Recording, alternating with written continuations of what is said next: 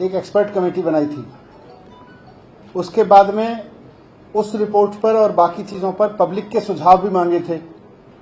14,700 comments public की तरफ से आए, जनता के पास से आए। तो दिल्ली में अगर देखें तो या तो दिल्ली के कुछ इलाके ओवर सर्व्ड हैं और दिल्ली के ज्यादातर इलाके अनसर्व्ड हैं या बहुत बुरी तरह से अंडर सर्व्ड हैं।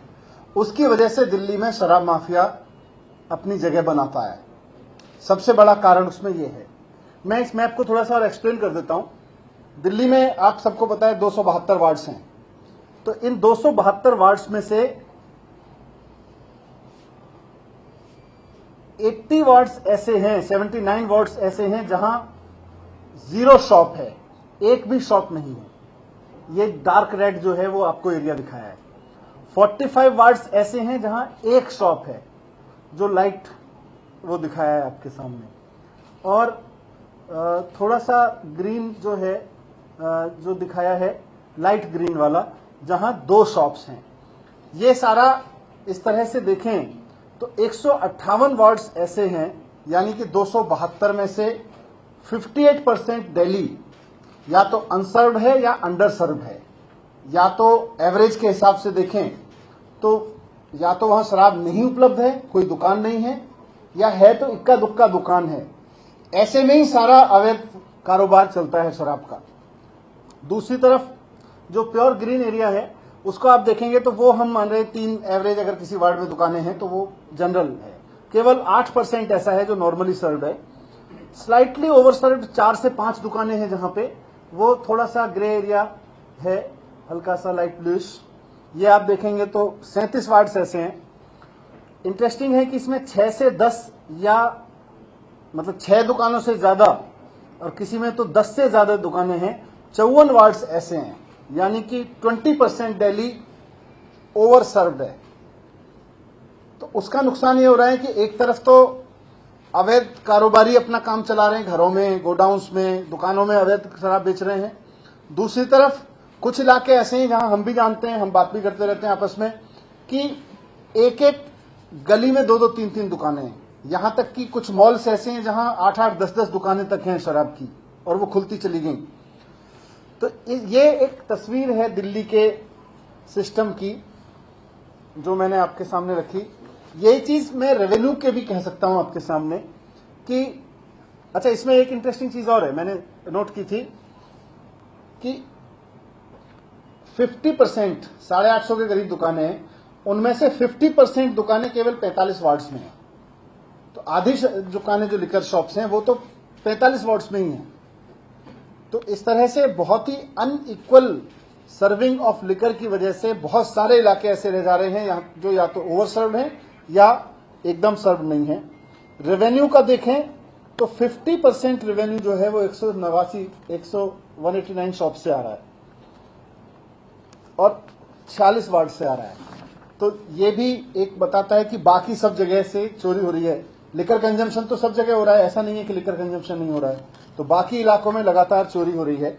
ये मैं थोड़ी सी तस्वीर आपके सामने रखना चाहता था ताकि मैं आपको बता सकूं कि हो क्या रहा है दिल्ली में, हो क्या रहा है। इसी क्रम में एक चीज और आपके सामने रखना चाहता हूं कि अभी तक हम लोग कोशिश करते रहे कि एक्साइज डिपार्टमेंट की सख्ती से इसको कंट्रोल में लाया जाए। पिछले 3-4 साल में काफी कोशिशें की थी और उसके रिजल्ट हैं कि पिछले 2 साल में करीब 7,09,000 बोतल अवैध शराब पकड़ी हमारी टीम ने। 7,09,000 बोतल। 1864 एफआईआर की अवैध शराब कारोबार पे, शराब माफिया के खिलाफ 1864 एफआईआर की हैं। 1939 लोग अरेस्ट किए हैं पिछले 2 साल में। 1014 करीब 1000 व्हीकल्स जब्त किए जिन पे शराब माफिया से जो जब्त किए गए हैं। लेकिन ये मैं कहता हूं ये तो टिप्स ऑफ द आइसबर्ग है। ये शराब इंटरनेशनल जो शराब माफिया का धंधा है दिल्ली में वो काफी हद तक बढ़ा हुआ है। हमारी तमाम कोशिशों के बावजूद यही पकड़ में आ पाए। जो मोटे तौर पे दुकानें बताते हैं कि दिल्ली में 850 तो शराब की दुकानें हैं, लेकिन जो ऑथराइज्ड हैं करीब 2000 इलीगल शराब माफिया दुकानें चलाता है। 2000 दुकानें जो घरों में चलती हैं, जो दुकानों से सप्लाई होती है, जो कुछ पर्टिकुलर गोडाउन्स हैं। तो इन सब को रोकने के लिए अब एक पॉलिसी बनाई जा रही है। ग्रुप ऑफ मिनिस्टर्स ने इस सब को, पूरे शराब माफिया को शिकंजा कसने के लिए जो सुझाव दिए हैं वो इस तरह से हैं। अभी उसको मैं जिक्र करूंगा कि पहले तो ये तय किया है ग्रुप ऑफ मिनिस्टर्स ने, और जो मुख्यमंत्री जी ने, आज सरकार ने स्वीकार किया मुख्यमंत्री जी के नेतृत्व में, कि दिल्ली में शराब की नई दुकान नहीं खोली जाएगी। इक्विटेबल डिस्ट्रीब्यूशन करेंगे, लेकिन शराब की नई दुकान खोल के नहीं करेंगे। तो जितनी दुकानें हैं उतनी ही दुकानें रहेंगी, दिल्ली में कोई नई शराब की दुकान नहीं खुलेगी। और ये बताते हुए मैं ये भी बता दूं कि आज जितनी दुकानें हैं, 2016 में जितनी दुकानें थीं, उसके बाद से दिल्ली में नई शराब की दुकान नहीं खोली गई है। 2016 से कोई नई दुकान नहीं खुली है, आगे भी नहीं खोली जाएगी नई दुकान। ये हमारा कमिटमेंट है यहां पे। दूसरा रिफॉर्म ये है कि अभी आधी से ज्यादा दुकानें, करीब 60% दुकानें सरकारी हैं। यहां बहुत चोरी है, यहां ब्रांड पुशिंग होती है, यहां टैक्स की भी चोरी देखी गई, हमने स्टडी किया। यहां पे उनका उस सब के बावजूद 40% दुकानें जो प्राइवेट हैं उनसे ज्यादा रेवेन्यू आ रहा है बनिस्बत 60% सरकारी दुकानों के मुकाबले। तो ये सारा डेटा स्टडी किया और ये तय किया कि अब दिल्ली में सरकार की शराब की दुकान नहीं होगी। दिल्ली में सरकार की शराब की दुकानें विड्रॉ कर ली जाएंगी, क्योंकि गवर्नमेंट की जो दुकानें हैं वो 150 गज में हैं, 150 स्क्वायर फीट की दुकानें, छोटी छोटी दुकानें, और उनके बाहर आप देखेंगे तो जेल जैसा दृश्य रहता है आमतौर पे। वो खिड़की का दरवाजे जो है उसके सेलिंग काउंटर होता है, वो सड़क पे होता है आमतौर पे, और वहां एकदम जेल की तरह से लाइन लगी रहती है। तो वो हमने बंद करने का निर्णय लिया है। अब दुकान, एक तो गवर्नमेंट की दुकान नहीं होगी, और किसी भी लिकर शॉप के लिए कम से कम 500 स्क्वायर फीट की दुकान होना जरूरी होगा। उसके लिए यह भी जरूरी होगा कि उसका कोई भी काउंटर सड़क की तरफ नहीं खुलेगा, क्योंकि अभी सरकारी दुकान, शराब की दुकान की बात करो तो बाहर एक खिड़की जिसमें से कुछ लोग हाथ डाल डाल के शराब ले रहे हैं, वो नजारा नजर आता है। ये बंद हो जाएगा दिल्ली में नजारा। 500 स्क्वायर फुट से नीचे कोई शराब की दुकान नहीं होगी, बाहर खड़े होकर कोई शराब नहीं बिकेगी। जो काउंटर होगा वो अंदर होगा, सेल काउंटर से लेके पिकअप सब कुछ अंदर होगा, बाहर से वो शराब नहीं बेच सकेगा।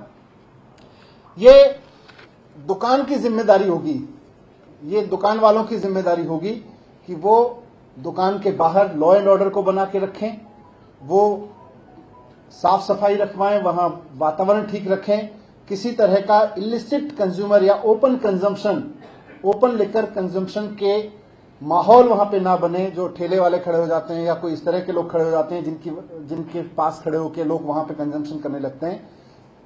ये दुकानदार की जिम्मेदारी होगी कि वहां पर इस तरह की कोई एक्टिविटी ना हो। उसके लिए उसको सीसीटीवी, सुरक्षा गार्ड, सब कुछ करना पड़ेगा, जरूरत पड़े तो पुलिस में कहना पड़ेगा, लेकिन वहां नहीं होने देना उसके ऊपर डाला जा रहा है, जिम्मेदारी दुकान के ऊपर। अगर ऐसा नहीं कर पाया तो फिर उसके लिए उसका रिकॉर्ड खराब होगा और उसको आगे से दुकान चलाने में दिक्कत आ सकती है। दूसरा इसका प्रिंसिपल है इक्विटेबल डिस्ट्रीब्यूशन। अभी जैसा मैंने कहा, कुछ हिस्सों में ही दुकानें हैं, उनको इक्विटेबल डिस्ट्रीब्यूशन किया जाएगा, ताकि पूरी दिल्ली में जहां जहां भी शराब माफिया काम कर रहा है दुकान नहीं होने की वजह से, उसके एवेन्यूज बंद हो जाएं। आज हम सब जानते हैं कि हर एक विधानसभा में, हर एक वार्ड में दुकानें खुली हुई हैं, कई गलियों में। आमतौर पर ये अपराधी जो हैं, ये जो शराब का काम करते हैं अवैध, ये लोग अपराधी भी हैं, तो वहां अपराध को भी बढ़ावा देते हैं। तो इनका पूरा धंधा बंद हो जाएगा। इन पे इस तरह से शिकंजा कसने की तैयारी की गई है। दूसरा, क्वालिटी लिकर, दिल्ली में जो भी लिकर सेल होगी उसकी क्वालिटी इंटरनेशनल स्टैंडर्ड्स की होनी चाहिए। वो लो क्वालिटी स्पूरियस लिकर ना हो, इसके लिए सरकार अपना एक इंटरनेशनल सिस्टम बनाएगी चेकअप का, सब उसके क्वालिटी चेक का।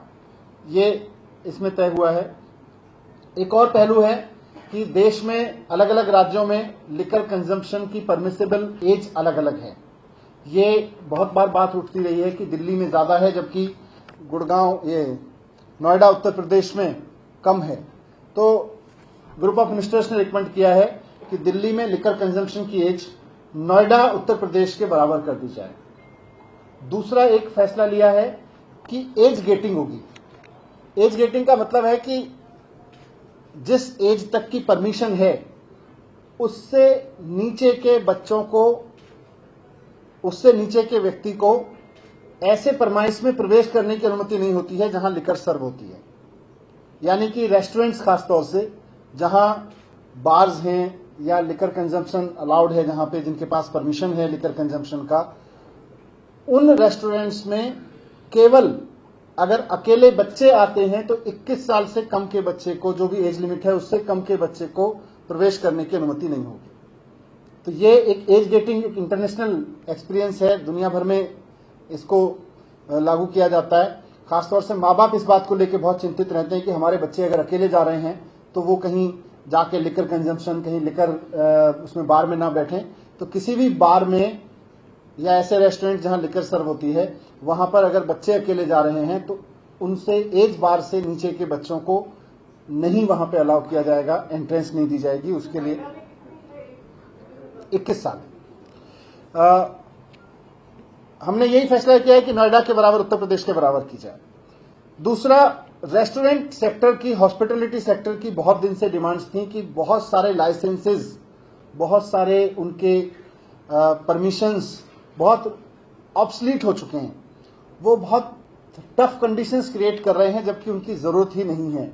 ऐसे ऐसे बहुत सारे लाइसेंसेस हैं। तो ईज ऑफ डूइंग बिजनेस के तहत हॉस्पिटैलिटी सेक्टर को, रेस्टोरेंट सेक्टर को फायदा पहुंचाते हुए बहुत सारे ऐसे परमिशंस, लाइसेंसेस, उनको या तो मर्ज कर दिया गया है या खत्म कर दिया जा रहा है।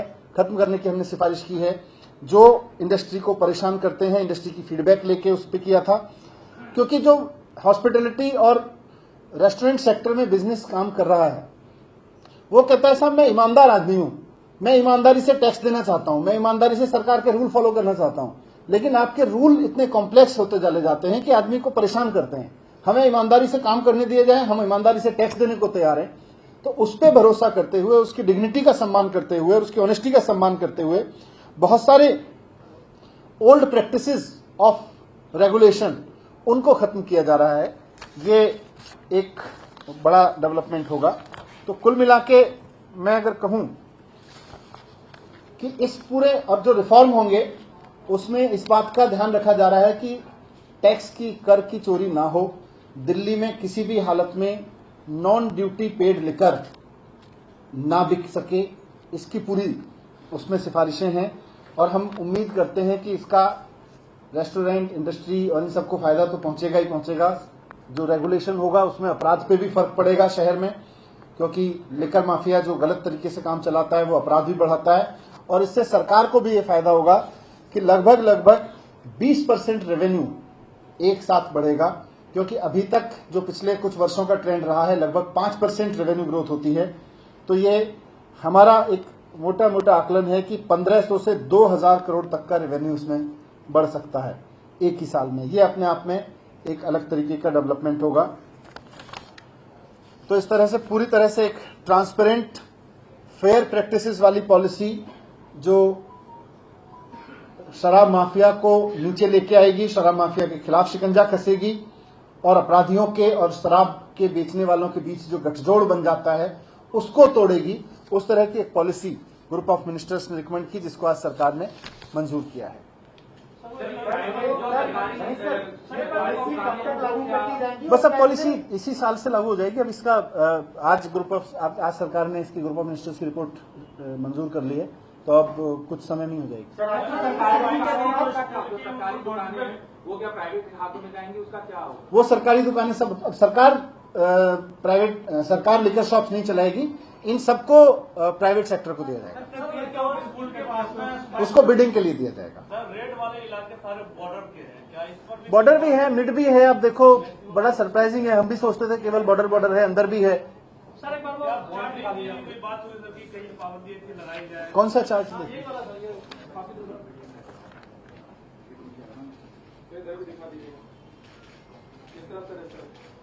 Thank you. शराब की कीमतें बढ़ेगी क्या? नहीं, मुझे नहीं लगता, क्योंकि अब ये तो मार्केट पे निर्भर करेगा, लेकिन उसकी क्योंकि अल्टीमेटली कोई भी कॉस्ट है वो आप नेबरिंग स्टेट्स के हिसाब से ही तय हो जाती है अपने आप, और मार्केट अपने आप तय करता है। Sir, the age you change. Can you just clarity on the current age is 25. It's 25। Noida Uttar Pradesh में अभी ये 21 साल है। And south we are Delhi के changing it to अंदर 21. कुछ स्कूल हैं जहाँ पर ब्लूटूथ वाइन शॉप 0 पॉइंट पर है। इस पर जो स्टैंडर्ड प्रोसेसिंग इसके प्रोसेसेस हैं कि उसकी जो प्रेस्क्राइब डिस्टेंस है उससे दूरी होता है, उससे कोई पास आता है तो दुकान बंद। आप बता दीजिएगा स्कूल कौन सा है। शराब की दुकानें अब तभी खुलेंगी जब वो 500 स्क्वायर फीट की होगी। सर, राशन वाले पे क्या फैसला सर है? राशन वाले पे थोड़ा बता दीजिए। वो बता देंगे, अलग से बता देंगे, अभी उसमें बता देंगे।